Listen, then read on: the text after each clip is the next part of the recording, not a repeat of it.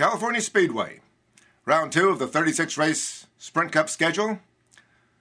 And can Gillian Zucker, the president of this track, deliver more fans? She's under the gun. We know that Bruton Smith and Chris Powell can deliver fans up at Las Vegas Motor Speedway, 3 hours up I-15. Can Gillian deliver fans down here? She's in Hollywood this week with Daytona 500 winner Ryan Newman. What should we expect at this 2-mile track? What should we expect next week at the 1.5-mile track that Bruton Smith has at the end of Las Vegas Boulevard? I think we're going to see Jack Roush and the Ford guys spring to action. They were missing in action last week at Daytona. I'm not sure what happened. If it wasn't for some late cautions and Greg Biffle having a chance to get up front, they wouldn't have had anything to talk about, except a couple of crashes. This weekend, I think it's going to be a lot different. I'm looking for Matt Kenseth. I'm looking for Greg Biffle. I'm looking for maybe even Jamie McMurray. I'm looking for the Roush bunch and the Ford guys. Well, there's going to be drivers that would otherwise have prospered in the car of today, which is now the car of yesterday, that won't be successful in this car, just because they're not able to tweak the fenders, they're not able to tweak the quarter panels, and to get it that's sufficiently tight feeling going in from an aero point of view, to get it sufficiently turning coming off the corner from an aero point of view. You can't do those things, and so not everybody's going to be able to drive the cars with equal enthusiasm. What about California and Las Vegas? I mean, the mid-sized tracks, it's harder to turn these cars on tracks, and that's the big problem right now. The car tomorrow doesn't want to turn. Well, I think that if Goodyear does the job that I expect them to do, and they blend the tire for how soft it is versus how long it's going to wear under circumstance where it doesn't slide, if they do that as well as they might, I think that it generally won't be a problem. You know, we could take and make a case that the best of all scenarios would be a car that had 2,000 pounds of rear downforce and 1,500 pounds of front downforce, and it would go around like a Chaparral vacuum cleaner. You know, everybody thought that they were really something, you know, because of the way they stuck to the ground. You could do that and say from an aero point of view that's an optimum function, but if you want to come back and make exciting racing and have people negotiate the corner, you take all the spoilers off the car, let them slip slide all the way around the racetrack and see who is able to do the best job of keeping the car under them. So you know, that the stock car, the car tomorrow is a balance there. I think that the glass is half full and half empty. I don't think that it's better or worse from a configuration point of view as far as the aero balance than the car we had. It's somewhere in that continuum, and it's okay. But like I said, the fact that the crew chiefs and the engineers can't offset the front fenders, can't offset the rear quarter panels, they've got to make them all have the same aero signature, torque-wise and front to rear down balance downforce-wise, is going to restrict the range of drivers that can drive them with good effect. Does it help or hurt a guy like Biffle who can drive a loose car? I think that Biffle will not be adversely affected by it. The Robbie Gordons, the Greg Biffles, those kind of guys, it's going to help because it's just going to be harder to drive. I didn't say it was going to help, but it's not going to adversely affect.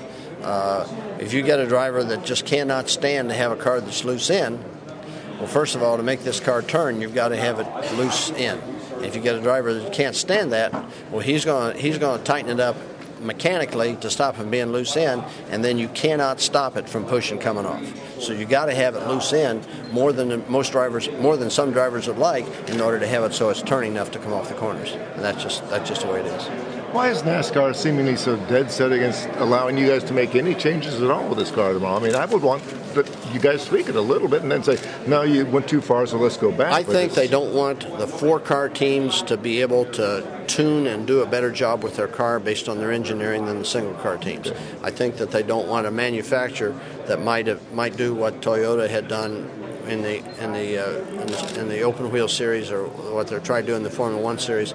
I think they would like for them not to be able to use their tools and their money to their advantage. The result has been, though, the NASCAR has given us many fewer things to work on, but the amount of work that we have to do, it's like looking at a tree with low fruit and high fruit. If everybody can pick up the low fruit, well, then you don't have to have a tall ladder. Now you've got to have 7 posters, you've got to have KNC machines. I've got 3 KNC machines in this room, in this building right now, that are working on the 16's car. They're doing things kinematically, verifying the function of the package and taking it directly over to 7 poster. They're doing things there that in a day that you couldn't do in a racetrack in a week. Robbie Gordon can't do that sort of stuff. I mean, a lot of guys do. A single-car team can't do that. But I'm saying that's the effect of what NASCAR's done. They've stopped the crew chief from being able to move the front end over, to move the back end over, to do this or that easy, and says you can only work in a much smaller area, but the amount of precision and knowledge you have to have about a smaller number of things has got to be infinitely more precise. Yeah. Let's see what Greg has to say about the season ahead. You know, these guys are able to learn some things, and still using the racetrack still accounts for some things. We had like I talked about earlier, the vibration problem we had that we faced for the last 4 years. We were able to go to the racetrack in Nashville at the track with data acquisition on the car and trace the vibration problem to the drivetrain. You know, so going to the track still has its merits, but you know, this technology certainly has, you know, gotten way out of control.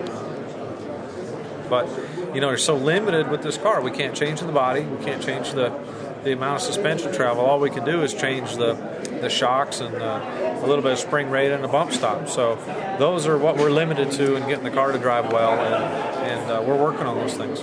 You know, we as a group, Roush Fenway, have certainly done our homework over this off season, and I'm ready to go.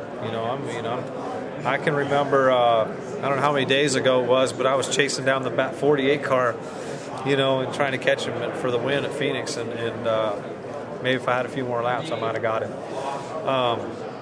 But that's the kind of excitement that gets me wanting to go back to the track. You know, we ran really good in the new car, and we're looking forward to picking up where we left off. So that gives us a lot of energy to want to go back to the track. And how much do you take from that? Some people don't take much from what happens last season, but when you finish strong, is that important to yourself? Yes, we finished strong in the COT car. That's what's important to us. We finished strong in that car, and we know we're racing that car all season. So that's a lot of energy for us. It looks like the car tomorrow is going to suit your driving style, Robbie Gordon's driving style, Jimmy Johnson's driving style. The kind of guys that can drive a wild race car, I guess is one way of looking at it. And the guys perhaps like Jeff Gordon that like precise race cars, not to say that he can't drive a wild one, but the guys that like more precise race cars, tight end, they're going to be at a disadvantage. Is that a fair way of looking at it from what you've seen? It could be. You know, we feel like we've gotten a better handle on that car. And, you know, definitely that car is harder to get to turn. And, you know, we've felt like we've gotten it to turn better. And we've figured out to drive the car a little looser, a way to drive it a little looser. And we think that's helped us. It helped Carl win at Dover. It helped me chase Carl down and try and beat him. And, you know, it helped us at Phoenix.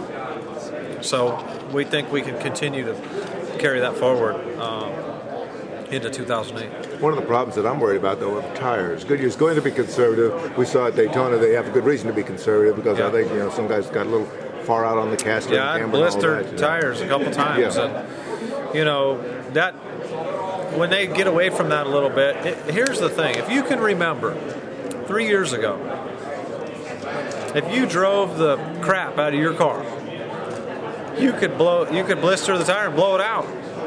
We're not in grade school. We don't need you to protect us. You know, we have to have some responsibility as drivers. If we punish that tire, it can blow out. You know, you can't run the devil out of that tire all day long. You gotta back it down a little bit, you know? And that ability's been taken away from us because they want safety. Everybody wants safety, but they want safety margin built in the tire so you can just push all day, drive the heck out of it, you know, and lean on that tire and it never do anything. That's why that's what's lost some of our aggressiveness of racing. You know, you got to have that tire you can't abuse that tire. That's what we're looking for this week. California Speedway. Mike Mulhern for the Winston-Salem Journal and JournalNow.com.